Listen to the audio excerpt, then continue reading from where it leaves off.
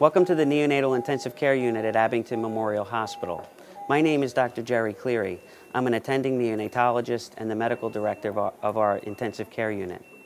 Here at Abington, we deliver approximately 5,500 babies a year, many of whom are premature. Approximately 10% of babies born will require the services of a neonatologist and a neonatal intensive care unit. Here at Abington, we're a level 3 nursery. We take care of all ranges of gestational age and have capacity to do high-frequency ventilation and nitric oxide.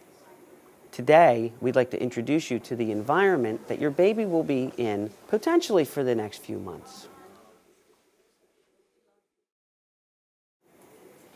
Families who have babies in the NICU often are very intimidated by the environment. There can be a lot of noise, extra wires and tubes and machines that are connected to your baby to help them manage some of the problems of prematurity. There's a fundamental lack of understanding of complex medical conditions that can occur when your baby enters the NICU, and communication with your healthcare professional is very important. There's also the recognition that many families feel guilty and feel a loss of control when their babies come into the NICU. The environment can be intimidating, and hopefully we'll be able to alleviate some anxiety by introducing you to the environment today. Prematurity is a disease that can impact all of the major organ systems, and each major organ system needs to be tended to carefully. In addition to managing diseases like most other medical professionals, we have to do it while using systems in the body that are not meant to be used yet. So we have to be very careful about how we drive those systems in the lungs, in the heart, and the intestines to help your baby progress. In addition, we have to maintain an environment that is very supportive to your baby's developmental needs. Babies are in a rapid phase of development at this stage, and our environment has to match the needs for that development. So neonatal intensive care units look very different than adult intensive care units from that aspect. So what are we trying to accomplish when your baby comes to the NICU? Well, of course, the expected excellent bedside clinical care. We have to utilize very complicated technology to help your baby. We look to educate you and give you psychosocial support for your family, because this can be a crisis for the family to have a baby admitted to the NICU. In the end, what we aim to do is minimize the complications of prematurity for your baby. We want to provide normal growth for your baby who's born too small, and we want to provide an environment that promotes the normal development for your baby. And finally, the big goal is to transition them home safely to you for your family to continue on after the NICU stay. In order to accomplish that, one of the main things we have to take into consideration is the environment that your baby and you will be exposed to for the next several months.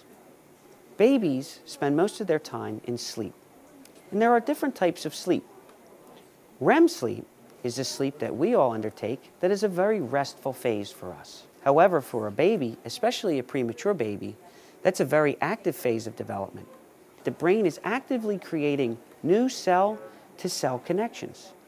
And it's also telling the brain cells where to move in the brain. They go to where they should be. And we have to develop the environment so that we allow that brain development to occur as naturally and normally as possible. Your baby's senses develop one at a time. The first sense is tactile or touch. Your baby can feel touch early on in gestation. The second is their sense of position. We call that vestibular. But they can begin to get an understanding of their position. The next is taste and smell. Then auditory.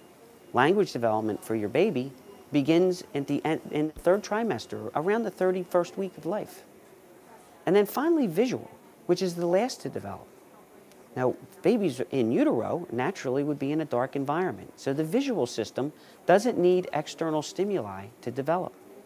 That's why babies who are born very early are maintained in dark, quiet environments.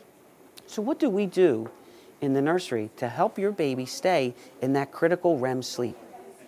Well, the first thing is we want to limit any noxious stimuli to your baby. As caregivers, we try to cycle our care. We all see your baby at the same time, so that the baby can have long stretches of undisturbed sleep and hopefully REM sleep for brain development.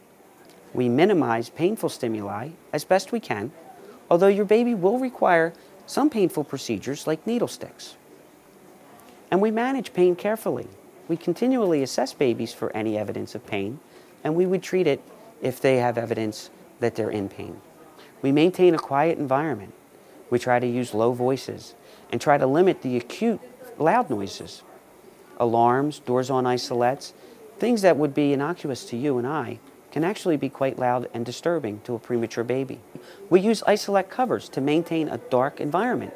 We also use eye protection if we're going to be turning the lights on for a baby so that they're not shocked by a bright light in the eye suddenly.